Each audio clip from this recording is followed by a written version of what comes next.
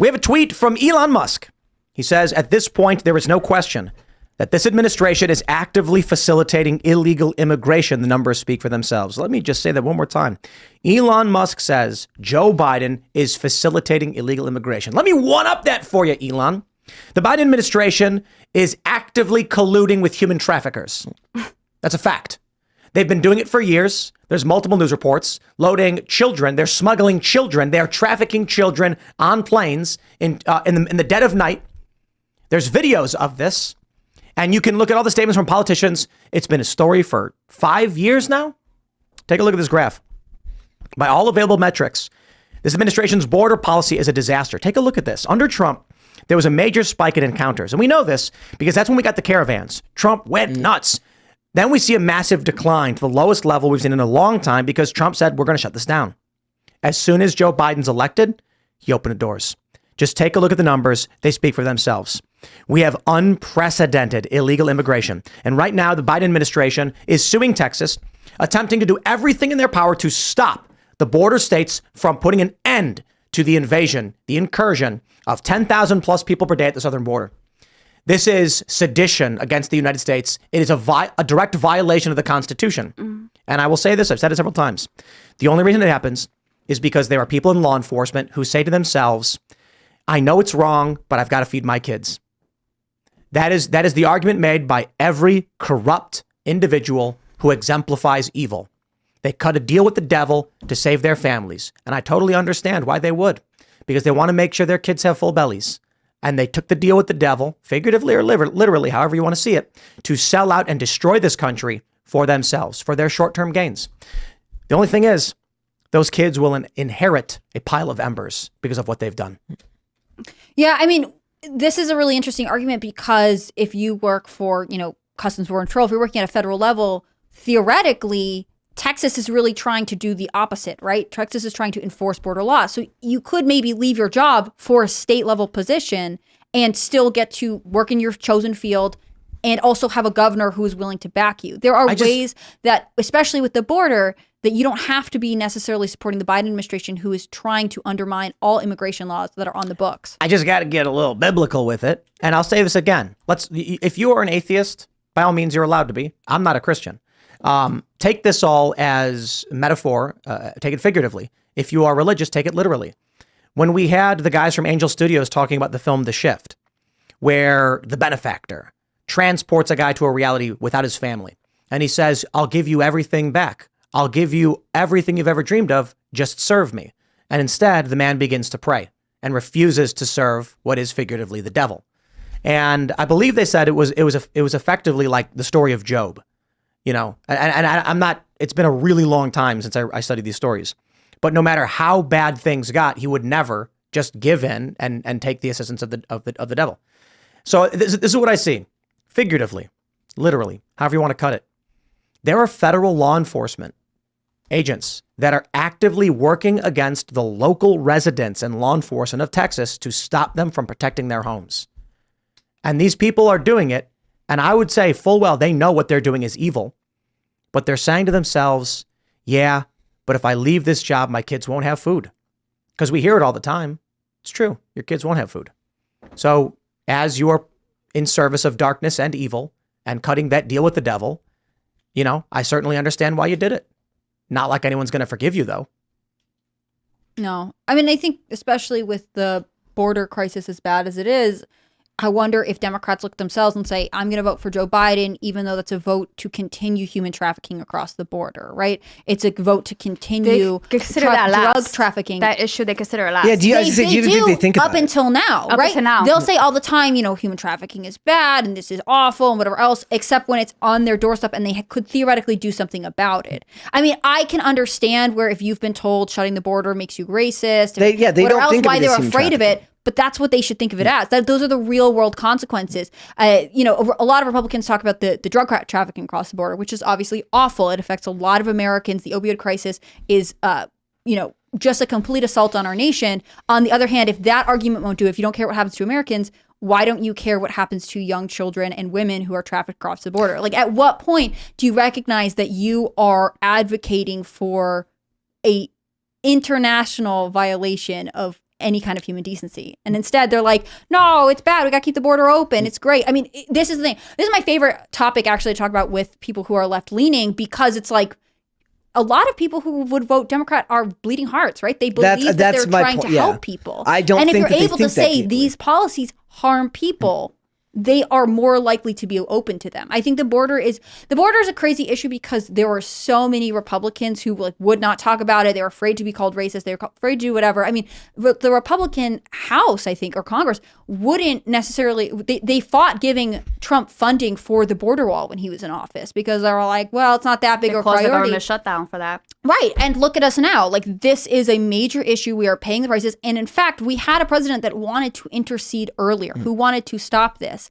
And even if you don't like Trump, right? Don't you care about human trafficking? Don't you care about neighbors in your communities dying of drug overdoses? Like, this is the big reckoning at the border, which is messaging around it was like, if you want to close it, you're racist. And the reality is actually it's a hugely compassionate issue to say we are not going to have this finish line at which point people are incentivized to send their families to people who want to traffic and harm them. But are they getting that message? Because you have all these organizations that are saying like, they're screaming the racism. Yeah. So, and there are a lot of organizations that are built around encouraging people to cross, like nonprofit organizations that are structured around encouraging even people the to cross the border.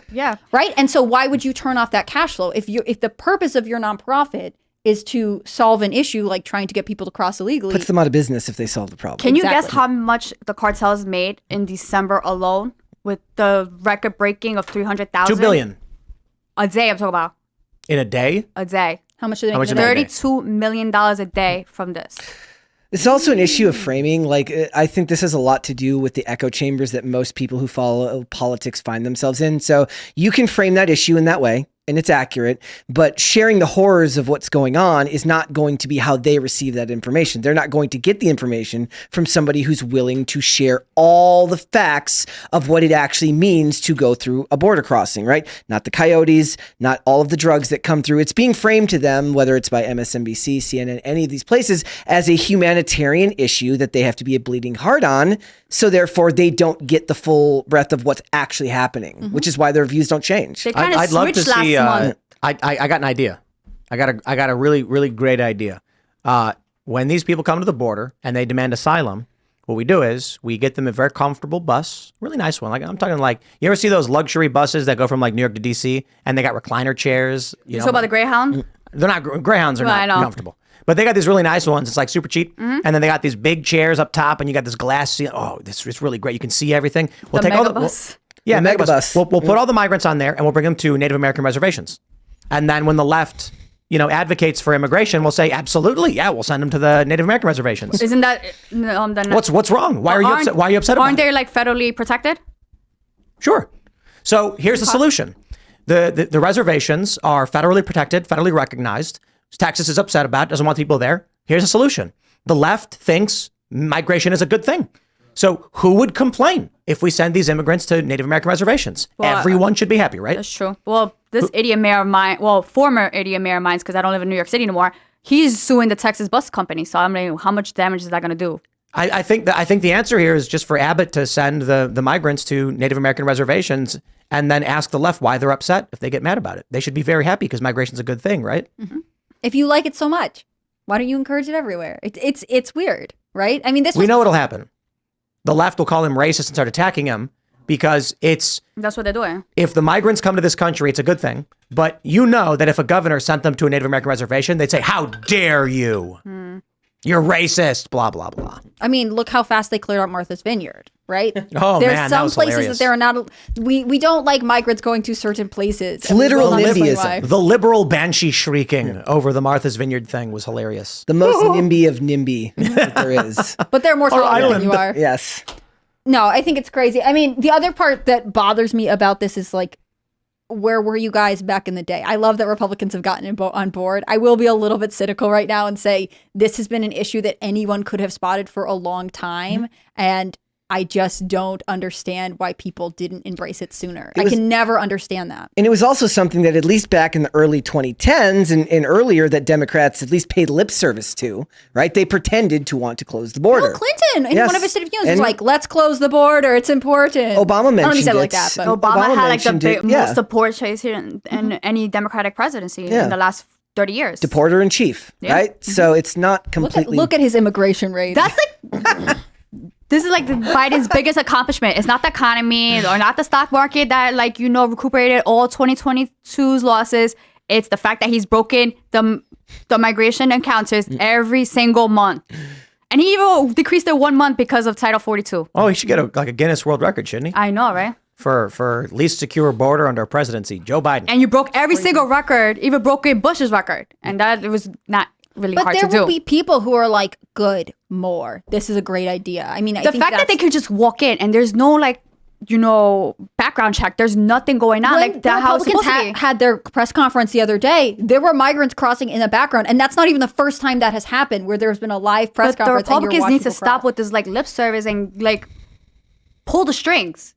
Stop with this shenanigans and make it that's what- happen in Capitol. But that's what they were doing with when they had that Ukraine funding bill, and they were like, okay, if you want to pass this, you have to increase border security. And Democrats were like, crazy, absolutely not. Now we don't support Ukraine. Also, we haven't talked to you about Ukraine in a while, I feel like. It's just... Throwback. Who? I just find it funny, the senators that are really trying to push the immigration and the Ukraine have, the only one is Cinema, and she's only doing this because of election year for her. Then you got a guy from you got Connecticut, and then you got Langford from Oklahoma. And they're really mostly pushing for Ukraine fund. There's nothing really about anything for the border.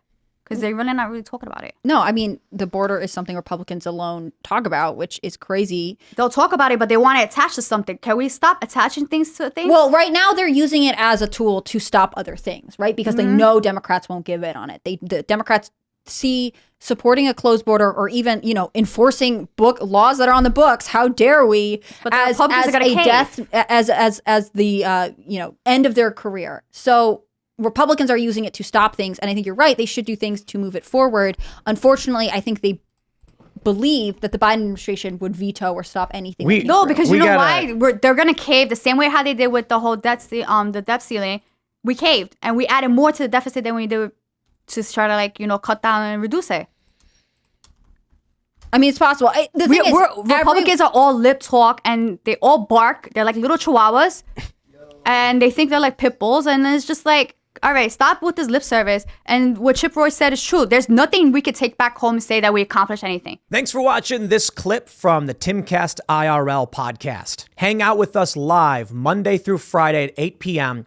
and become a member over at timcast.com for uncensored, members-only shows exclusive. Thanks for hanging out, and we'll see you all next time.